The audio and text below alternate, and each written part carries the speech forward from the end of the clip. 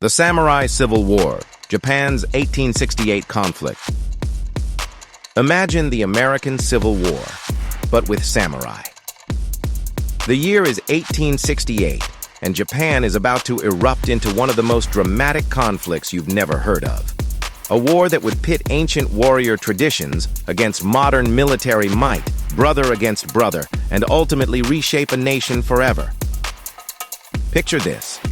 While America was recovering from its own civil war, halfway across the world, samurai warriors were loading rifles alongside their katana swords, preparing for a conflict that would determine whether Japan would remain in its feudal past or leap into the modern age. This is the story of the Boshin War, Japan's hidden civil war that changed everything. The streets of Kyoto are tense on January 3, 1868. The ancient imperial capital is filled with warriors from across Japan, their allegiances divided between two powerful forces: the Tokugawa shogunate, which has ruled Japan for over 250 years, and a coalition of domains demanding the restoration of imperial rule under the young Emperor Meiji. But this isn't just about politics. It's about survival. For Japan's samurai class, this conflict represents something far more personal. Imagine being told that everything you've trained for, everything your family has stood for centuries, might suddenly become obsolete. This was the reality facing Japan's warrior class as Western influences and modern weapons began flooding into the country. Let's step back for a moment. For over 2 centuries, Japan had been almost completely isolated from the outside world under the Tokugawa shogunate's Sakoku policy. But in 1853, everything changed when American Commodore Matthew Perry arrived with his black ships, forcing Japan to open its ports to foreign trade. This shock to the system exposed Japan's technological weaknesses and sparked a fierce debate. Should Japan modernize and adopt Western ways, or fight to preserve its traditional culture? The arrival of Perry's ship sent shockwaves through Japanese society that would ultimately lead to civil war. Imagine if a fleet of advanced alien spacecraft suddenly appeared off the coast of New York, demanding trade relations. That's essentially what it felt like to the Japanese of the time. The shogunate's inability to prevent this foreign intrusion severely damaged their authority and legitimacy. As tensions rose, 2 distinct factions emerged. The Tokugawa shogunate and their supporters believed in maintaining the existing order while gradually adopting Western technology. Their opponents, led by the powerful domains of Satsuma and Choshu, called for immediate modernization under imperial rule, rallying behind the slogan, Sono Joy, revere the emperor, expel the barbarians. But here's where it gets interesting and ironic. Despite their anti-foreign slogan, the imperial forces were actually more aggressive in adopting Western military technology and tactics. They understood that to beat the shogunate and any potential foreign threats, they needed to master modern warfare. The first major clash came at the Battle of Toba Fushimi, just outside Kyoto. Picture this scene: lines of samurai in traditional armor fighting alongside soldiers in Western-style uniforms. The clash of katana swords mingles with the thunder of modern artillery. This wasn't just a battle. It was a collision between 2 eras. The imperial forces, despite being outnumbered, had a crucial advantage: French-trained troops and superior Armstrong breech-loading guns. The shogunate forces, still relying heavily on traditional samurai tactics, were about to learn a harsh lesson about the realities of modern warfare. The battle began on January 27, 1868, in the cold winter morning. Shogunate forces, confident in their superior numbers, advanced toward the imperial positions, but they were met with devastating volleys of artillery fire. The Armstrong guns, operated by imperial troops, could fire 3 times faster than the shogunate's older cannons. Traditional samurai charges, which had decided Japanese battles for centuries, were cut down by modern firepower. As the battle raged on, the technological gap became increasingly apparent. The Imperial forces' superior training and modern weapons gradually pushed back the shogunate troops. By the end of the third day, what started as a relatively small engagement had turned into a decisive victory for the Imperial side. The defeat at Toba Fushimi sent shockwaves through the shogunate ranks. Imagine being a samurai who had trained your entire life in traditional warfare, only to watch your comrades fall to enemies you couldn't even get close enough to engage with your sword. This wasn't just a military defeat. It was the death of an entire way of life. But the story gets even more fascinating when we look at the human drama unfolding within families. Take the Matsudaira clan, for instance. While the head of the family fought for the shogunate, his own brother sided with the imperial forces. This wasn't unusual. The war tore apart many samurai families, much like how the American Civil War divided households between Union and Confederate loyalties. As news of the shogunate's defeat spread, the war entered its next phase. Tokugawa Yoshinobu, the last shogunate leader, retreated to Edo, modern-day Tokyo. But here's where Japanese culture shows its unique character. Instead of fighting to the death, Yoshinobu made a surprising decision. He surrendered his political power and agreed to negotiate. Think about that for a moment. In most civil wars throughout history, leaders fought until the bitter end. But Yoshinobu chose a different path, one that potentially saved thousands of lives. This decision reflects a distinctly Japanese concept called knowing when to withdraw. Sometimes the most honorable action is knowing when to step aside. However, not everyone agreed with this peaceful solution. In the north, a group of loyal shogunate supporters formed the Northern Alliance, determined to continue the fight. These warriors, led by experienced commanders like Enomoto Takeaki, would make their last stand in Japan's northern wilderness. The Northern Alliance transformed the port city of Hakodate in Hokkaido into their final stronghold. Picture this: a group of samurai, now equipped with modern weapons, defending one of Japan's most formidable Western-style fortresses, the star-shaped Goryokaku.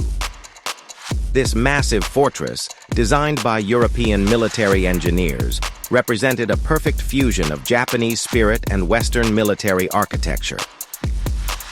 What makes this phase of the war particularly interesting is how both sides had learned from their earlier experiences.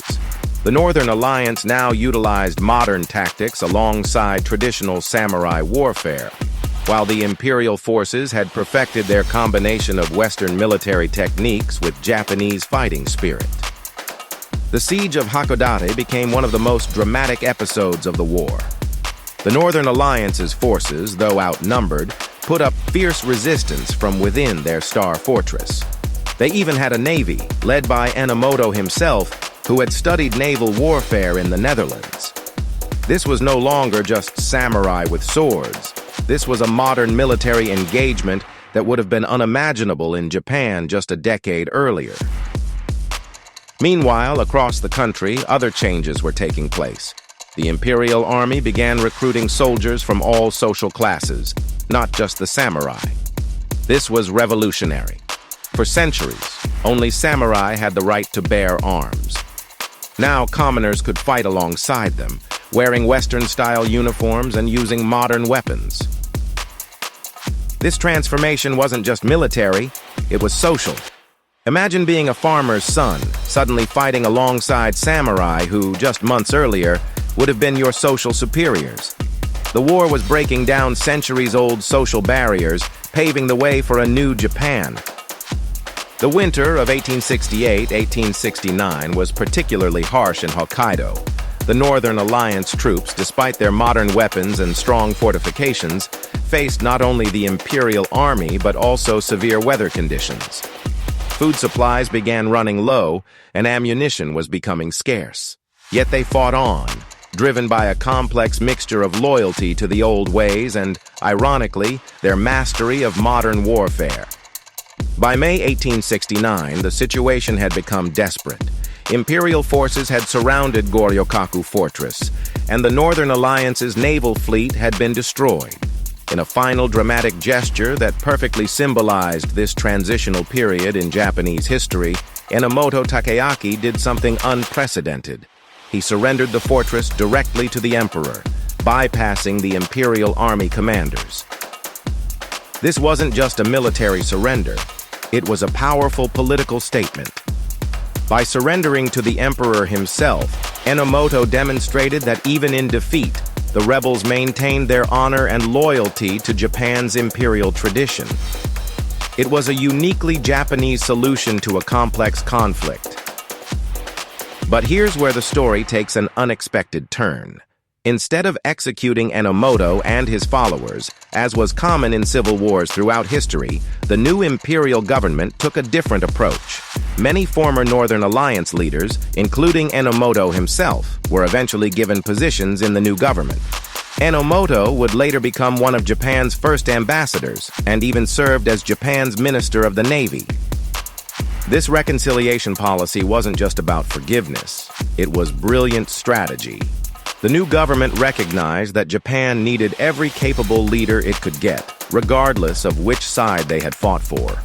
This pragmatic approach would prove crucial in Japan's rapid modernization over the next few decades. The end of the Boshin War marked the beginning of the Meiji Restoration, one of the most remarkable transformations in world history. Within a single generation, Japan would go from a feudal society to a modern industrial power. The speed of this change was unprecedented. Imagine if the United States had gone from colonial times to the space age within 30 years. But what happened to the samurai? This is perhaps the most poignant part of our story. The very warriors who had fought on both sides of the conflict would soon face their final battle, not against each other, but against time itself. In 1876, the wearing of swords in public was banned, and the samurai stipends were abolished. The era of the samurai was officially over. Yet the samurai spirit didn't disappear. It transformed. Many former samurai became entrepreneurs, educators, and government officials. Their values of loyalty, discipline, and dedication to duty became integral parts of modern Japanese culture. You can still see these influences today in Japanese business practices, education, and social values. The legacy of the Boshin War continues to resonate in modern Japan in surprising ways. The imperial forces' successful adoption of Western technology, while maintaining Japanese values, became a model for Japan's modernization. This blend of tradition and innovation remains a defining characteristic of Japanese society. Just look at how Japan combines centuries-old traditions with cutting-edge technology today. Remember Enomoto Takeaki, the Northern Alliance leader who surrendered the Star Fortress? His story perfectly embodies this transformation. After being pardoned, he helped build Japan's modern navy and represented Japan in diplomatic missions to Russia. His journey from traditional samurai to modern statesman mirrors Japan's own transformation. The war also left physical remnants that you can still visit today. The Goryokaku Fortress in Hakodate stands as a beautiful historical park, its star shape visible from above, especially during cherry blossom season. It's a powerful reminder of this pivotal moment in Japanese history, where the old and new Japan fought their final battle. What makes the Boshin War truly fascinating is how it represents a different kind of civil war. One where the goal wasn't just victory, but transformation. Unlike many civil wars that end in bitter division, this conflict ultimately unified Japan and launched it into the modern era. It's a story of how a nation can change fundamentally while preserving its core values and identity. Today, Japan stands as one of the world's most advanced nations, seamlessly blending tradition with ultra-modern technology. The same country where samurai once fought with swords now produces robots and bullet trains. This remarkable journey began with the Boshin War, when Japan chose to embrace change while honoring its traditions. In many ways, the story of the Boshin War offers valuable lessons for our modern world about how societies can adapt to radical change without losing their cultural identity. It shows us that progress doesn't have to mean abandoning tradition, and that even bitter enemies can reconcile for the greater good. Thank you for watching this exploration of Japan's fascinating civil war. If you enjoyed learning about this crucial moment in Japanese history, please consider subscribing to our channel for more insights into Japan's rich historical tapestry. Don't forget to hit the like button and share this video with anyone interested in Japanese history or unique historical events. Also, let us know in the comments what aspects of Japanese history you'd like to learn about next.